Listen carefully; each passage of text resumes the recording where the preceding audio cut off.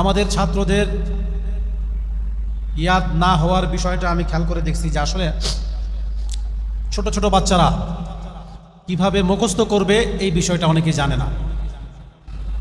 আমরা যখন ছোটকালে পড়েছি আমাদের ওস্তাদরা কিভাবে মুখস্থ করবো এই সমস্ত বলে দেয়নি। আমরা মুখস্থ করছি, কায়দা পড়ছি, নাজেরা পড়ছি, বাস হেফজ শুরু করছি, এই একটা আয়াতকে বারবার পড়ছি, ইয়াদ হয়ে গেছে, বাস এভাবেই আমরা চলে আসছি এবং আমাদের জেনারেশনটা এইভাবে চলে আসতেছে। একটা কথা ভাবতে হবে যে আগের মতো বাচ্চাদের এই ব্রেনটা খালি না। আমরা যখন পড়াশোনা করছি আমাদের ব্রেনটা এত চতুর্মুখী ঘুরতো না,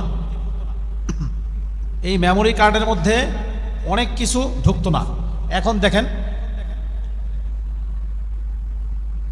আপনি আমার চাইতে বাচ্চাদের ব্রেন আরো বেশি আগে চলে। আপনি যদি কোনো হেরা কবে কলকাতা, ছোট ছোট বাচ্চা, আপনি মোবাইলের একটা ফাংশন বোঝেন না, বাচ্চার কাছে দিবেন, এই টিপা টিপা দেখবেন যে হ্যাঁ আপনার শিখাই দিব, বলুন আপনি বুঝেন না, পোলাপানে বুঝে। আমার ছোট বাচ্চা আমারে গেম কেমনে ডাউনলোড, আমি তুমি কাইটা দিই, তুমি আবার ডাউনলোড করো কেমনে, গুগলটা ফালাই দিছি আমি, ওইটা বাইক পাইছে। আজকাল পোলাপানে এত এক্সপার্ট। অতএব আজকাল বাচ্চাদেরকে 50 বছর আগে আমাদের ওস্তাদরা 20 বছর আগে কিভাবে পড়াইছে ওই চিন্তা করে পড়ালে হবে না। সময়ের সাথে সাথে আমাদের কথাবার্তা, আমাদের চাল চলন, আমাদের শিক্ষকতা, আমাদের মেজাজ সব কিছুর পরিবর্তন আনতে হবে। এটা আমরা করি না। আমরা বাচ্চাদেরকে সুন্দর করে বোঝাই দেবো যে এইভাবে পড়ো, এইভাবে মুখস্থ করো, এটাও করতে চাই না। কারণ আমাদের মেজাজ, আমাদের চিন্তাধারাটা হলে এমন, আমগুলো তো দেখার লাগে নাই, তাই না? এই জন্য এই সমস্ত বিষয়গুলো ভাবতে হবে। প্রত্যেকটা বাচ্চাকে আলাদা করে ভাবতে হবে যে এদের মেজাজটা কেমন, এরা কি চায়। আমরা জোর করে পড়াতে চাই, আমাদের আসলে আমরা এভাবে পড়ে আসছি, এখন আমরা এভাবে পড়াতে চাই। এখন সময় আসছে এগুলো নিয়ে ভাবার।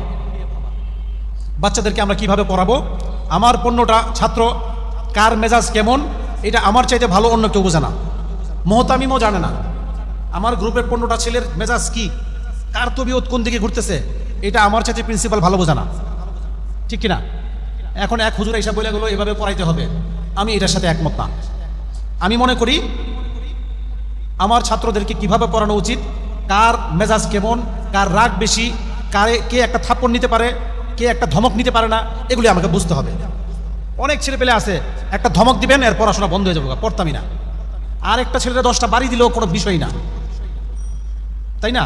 এই বিষয়গুলো ভাবতে হবে, ভেবে চিনতে আগাতে হবে যদি আপনি ভালো মানের শিক্ষক হতে চান। আর যদি মনে করেন যে আমি যেভাবে চলে আসতেছে সবক শুনবো, 7 সবক শুনবো, আমুখতা শুনবো, বাস যেমনি আছে এমনি চলতে থাকবেন, আপনি একজন জনপ্রিয় শিক্ষক হতে পারবেন না। আপনার কথাবার্তা, আপনার চলাফেরা, আপনার সব কিছুর মধ্যে পরিবর্তন আনতে হবে যদি আপনি আদর্শ শিক্ষক হতে চান। আপনার যতটুকু যোগ্যতা আছে তার চাইতে অনেক অনেক বেশি গ্রহণযোগ্যতা আনতে হবে।